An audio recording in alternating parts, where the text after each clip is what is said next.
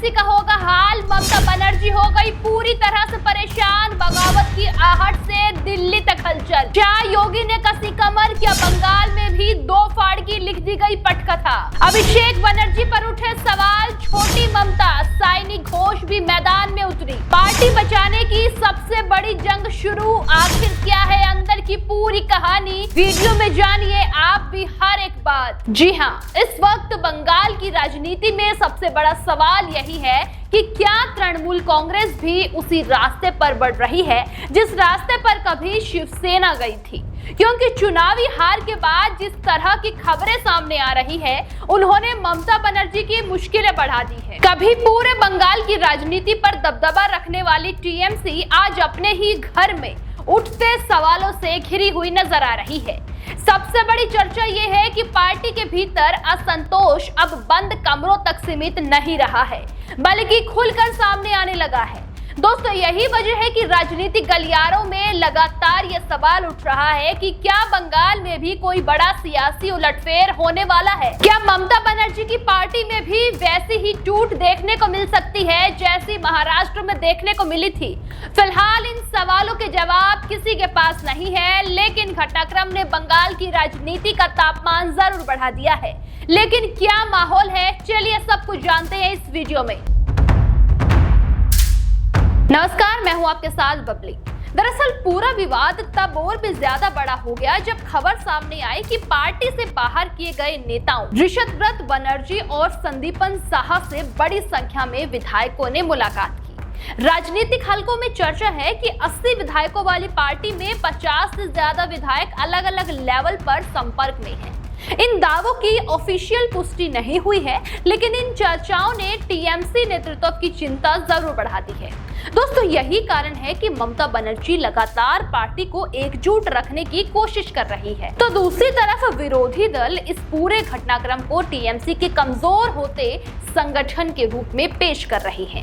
राजनीतिक विशेषज्ञ मानते हैं कि अगर असंतोष का दायरा बढ़ा तो इसका असर सिर्फ विधानसभा तक नहीं, बल्कि लोकसभा और स्थानीय निकायों की राजनीति पर भी पड़ सकता है। हालांकि चर्चा बनर्जी के नाम की हो रही है। बंगाल की राजनीति में अब उन्हें लेकर तरह तरह की अटकलें लगाई जा रही है। कुछ लोग उन्हें संभावित बागी चेहरे के तौर पर देख रहे हैं, तो कुछ मानते हैं कि ये सिर्फ दबाव की राजनीति है। लेकिन एक बात साफ है कि पार्टी के भीतर जो नाराजगी दिखाई दे रही है, उसने असली तृणमूल और नकली तृणमूल जैसी बहस को जरूर जन्म दे दिया है। दोस्तों, बताया जा रहा है कि कुछ असंतुष्ट नेता संगठन में बदलाव और नए नेतृत्व की मांग उठा रहे हैं, तो वहीं ममता समर्थक कुछ इसे पार्टी को कमजोर करने की कोशिश बता रहे हैं। यही वजह है कि बंगाल की राजनीति में हर दिन नए समीकरण बनते और बिगड़ते हुए नजर आ रहे हैं।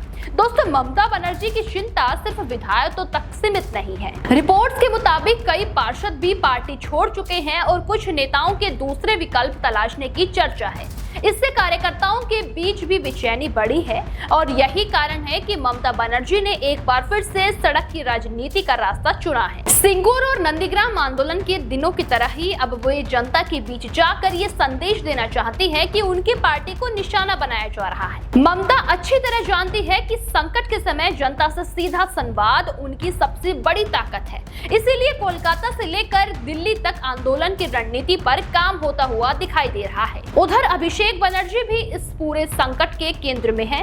पार्टी के कुछ असंतुष्ट नेता खुलकर उन पर सवाल उठा रहे हैं। आरोप लगाए जा रहे हैं कि संगठन में फैसले कुछ लोगों तक सीमित हो गए हैं। हालांकि अभिषेक समर्थक इन आरोपों को सीधे से खारिज करते हैं। उनका कहना है कि चुनावी हार के बाद कुछ लोग व्यक्तिगत नाराजगी को मुद्दा बना रहे हैं, लेकिन सच्चाई ये है कि अभिषेक बनर्जी पर उठ रहे सवालों ने टीएमसी के भीतर की बहस को और भी तेज कर दिया है। दोस्तों, यही वजह है कि ममता बनर्जी के सामने अब सिर्फ विपक्ष से लड़ाई नहीं, बल्कि संगठन को संभालने की चुनौती भी खड़ी हो गई है। और इसी बीच छोटी ममता कहे जाने वाली साइनी घोष की भूमिका भी अचानक से बढ़ गई। साइनी घोष लगातार कार्यकर्ताओं और युवा नेताओं के बीच एक्टिव नजर आती है। पार्टी के कार्यक्रमों में उनकी मौजूदगी बढ़ी है और संगठन को एकजुट रखने की जिम्मेदारी भी उनके कंधों पर ही दिखाई दे रही है। राजनीतिक जानकार मानते हैं कि अगर टीएमसी को इस संकट से बाहर निकालना है तो ममता, अभिषेक और साइनी घोष की तिगड़ी को मिलाकर काम करना होगा। आपको बता दें, साइनी घोष की छवि युवा और आक्रामक नेताओं की रही है और पार्टी अब उसी छवि का फायदा उठाने की कोशिश कर रही है। इसलिए बंगाल की राजनीति में दीदी और छोटी ममता की जोड़ी भी चर्चा में बन गई है। सबसे बड़ी बात यह है कि विपक्ष इस पूरे घटनाक्रम पर बहुत करीब से नजर रखे हुए है। भाजपा को लगता है कि चुनावी जीत के बाद उसके पास संगठन विस्तार का मौका है और इसी वजह से बंगाल में राजनीतिक खींचातान और भी तेज हो गया है। दोस्तों, भाजपा नेता लगातार दावा कर रहे हैं कि टीएमसी के भीतर असंतोष बढ़ रहा है, तो दूसरी तरफ टीएमसी का कहना है कि ये सिर्फ अफवाहों का खेल है और पार्टी पहले से भी ज्यादा मजबूत होकर उभरेगी।